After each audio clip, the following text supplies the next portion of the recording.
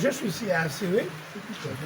Je suis ici à Assévé, le village Assévé du département des Timboué, dans le département des Timboué.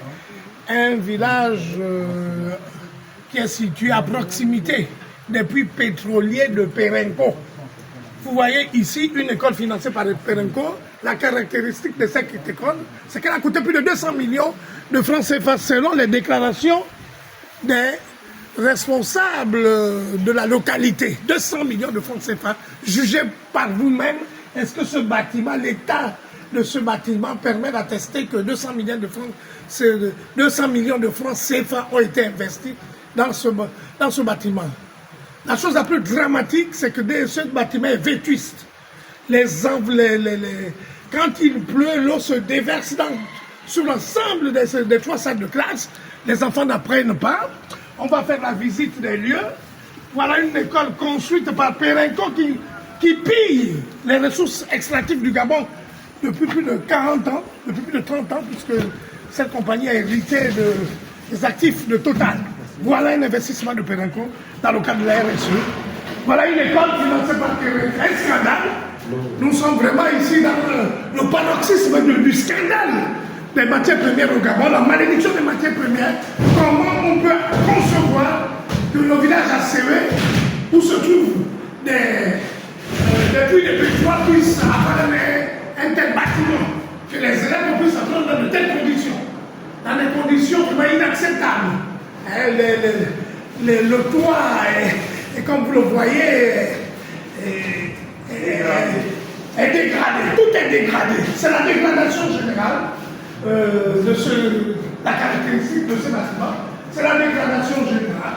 Toutes les salles de classe sont dégradées.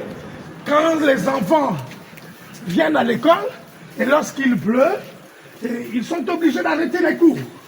Parce que l'état général du bâtiment est un état de dégradation avancée, vétuste, ce bâtiment-là. Nous, il n'y a pas d'éclairage, les enseignants font les cours vraiment pratiquement dans le noir. Il n'existe pas d'électrification, alors que le pétrole est exploité à quelques encablures, n'est-ce pas, de cet établissement. Pourrions-nous continuer encore avec de telles multinationales prédatrices comme Perenco, qui exploitent nos populations, nos communautés, et qui n'arrivent pas à investir au niveau local? Voilà une localité qui est dotée de ressources importantes, de ressources pétrolières importantes, mais les retombées, n'est-ce pas, ne sont pas au rendez-vous. Voilà que Perenco se fout allègrement, n'est-ce pas, de ces communautés. L'investissement est là. C'est pourquoi nous demandons aux populations des Timboué vraiment de se réveiller, de prendre en main leur destin, de tourner la page à ces oligarques politiques, à ceux qui ont plombé le développement de cette localité et qui sont les complices de la compagnie Perenco, les complices des prédateurs. L'expression de la prédation des matières premières est ici. Et la figure emblématique de cette prédation, c'est Perenco. Nous trouvons scandaleux, au XXIe siècle, que des enfants gabonais puissent apprendre dans de telles conditions. C'est scandaleux, il faut que ça s'arrête, il faut que ça cesse. Il faut que cette exploitation de l'homme par l'homme puisse cesser immédiatement, que ces compagnies qui pillent nos ressources et qui n'arrivent pas à investir au niveau local, qui n'arrivent pas à s'occuper des communautés, qui n'arrivent pas à poser des actes concrets pour soulager la misère des populations, pour s'être expulsés du pays. Voilà, les choses sont claires, les choses sont palpables, l'enseignant est là, il est complet, il n'a aucun matériel, il n'a rien pour communiquer, il n'a rien pour transmettre la connaissance. Alors, dans ce cas, nous allons former quel genre de Gabonais? Dans de telles conditions, nous allons former, ce compatriote va former quel genre de Gabonais, avec quel outil, avec quelle matière. Alors que nous sommes au XXIe siècle, à l'ère des technologies numériques, le village d'Assévé est vraiment au XVIIe siècle, est plongé dans le XVIIe siècle.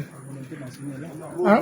Alors que la volonté de la transmission, la volonté de la connaissance, ce compatriote est disponible, et avec sa collègue, ils sont deux qui se battent, qui essaient de faire quelque chose, mais malheureusement, l'environnement ne s'y est pas, l'infrastructure est vétuste, dégradée, à un niveau très élevé et j'interpelle les autorités à prendre la mesure de cette situation qui est généralisée dans le département de Timboué et que vraiment les retombées des revenus du pétrole bénéficient aux communautés locales. C'est mon combat en tant que membre de l'initiative pour la transparence dans les industries extractives.